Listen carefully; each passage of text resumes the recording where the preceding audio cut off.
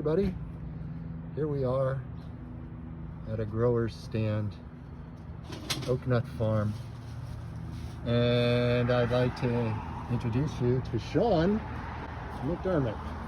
Hey Sean, how are you? Hey everybody, hey, welcome back.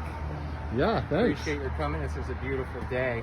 Thanks. I've been asked to just say a few things about who and why and what we do, but we're a rather small vegetable farm that's focused on selling only what we produce, certified organic and beyond. You know, we do a lot with our soil to just, you know, maintain and foster and improve our ecosystem, and we hope that that translates into healthy and delicious food.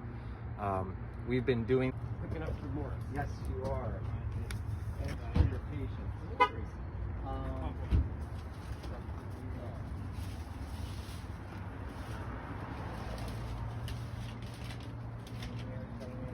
Good to go. Thank you. Hey, thank you. Hi, how are you? Good. Could I have radishes? Radishes of the French breakfast Yes. type? Yes. Yep. And carrot and broccoli.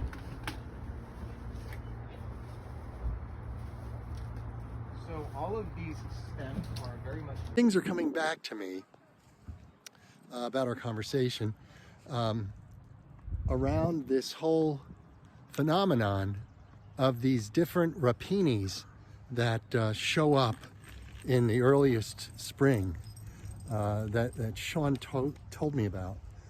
This is about food as medicine.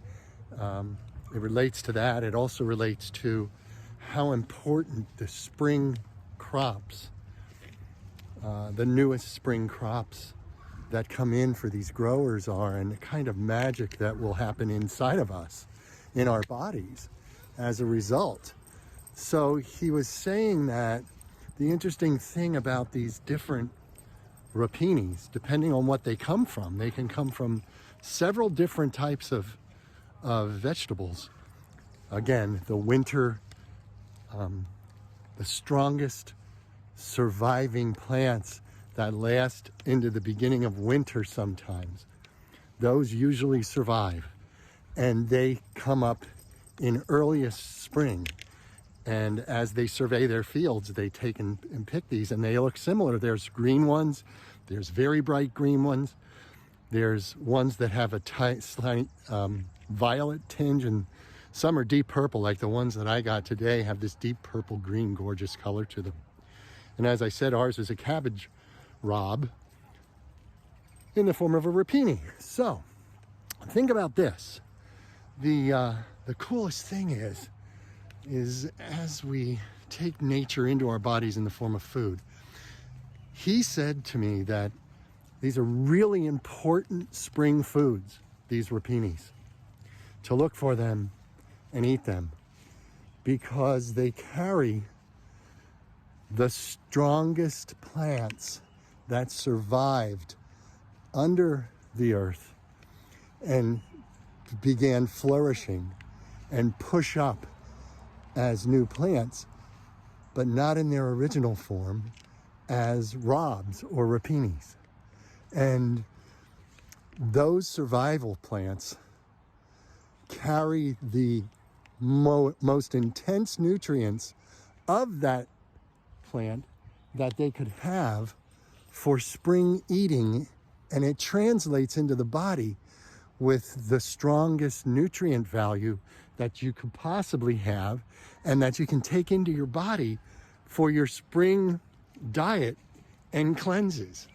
That's just trippy and wonderful, and what a great knowledge, right?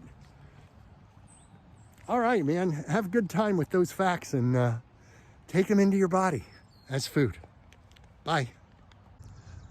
So our rapini was cabbage rob. It came from cabbage. And as I told you before, it's the strongest that survive the winter and then push themselves up in the fields. They go look for all the different rapinis that different vegetables have created. and through their survival. So here's the cool thing.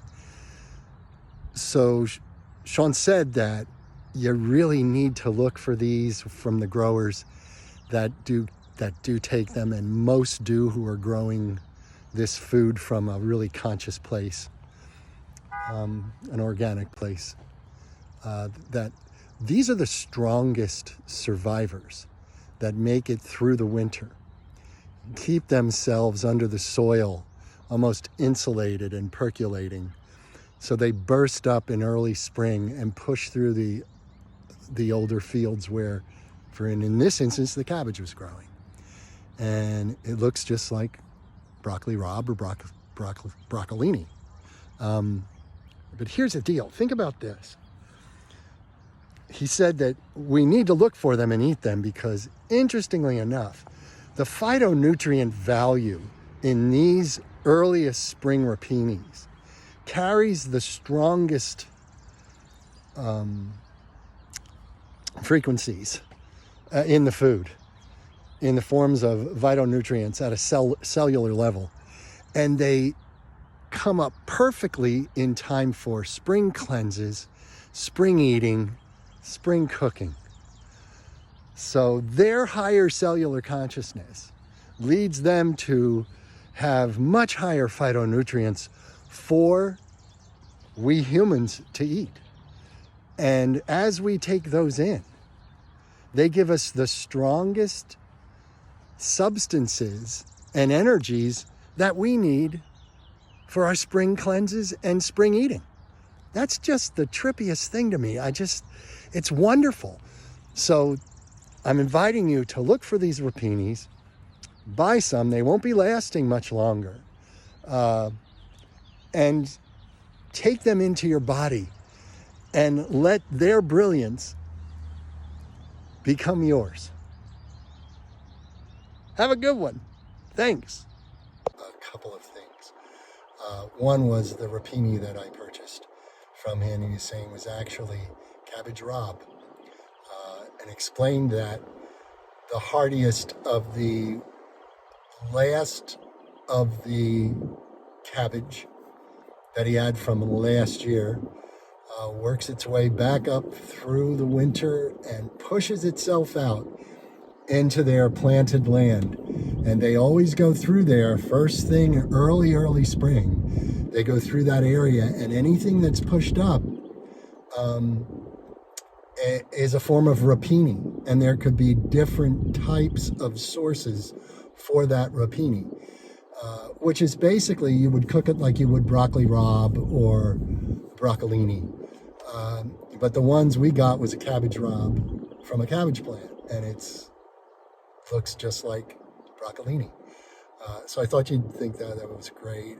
Another thing is, he's the second grower now.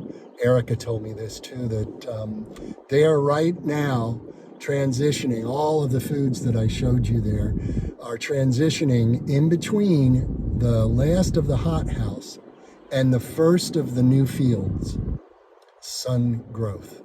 So just an interesting thing. Like, this is where you get to talk to the farmers and the growers and understand. They're just willing to talk about what you're getting, and they'll even ask, would you like the last of the hothouse or would you like the first of the fields? It's just a blast if you're into, and then putting your hands to their food and preparing it for yourself is just a joy. It can be a joy. So I just wanted to quickly share that in closing about the Oak Nut Farm.